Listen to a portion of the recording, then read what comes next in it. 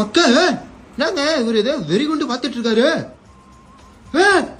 ஒக்கால ஓலி இங்க பாருங்க நடிப்பா. ஓய்யோ அக்கா மக்கா செதறுதுராடே.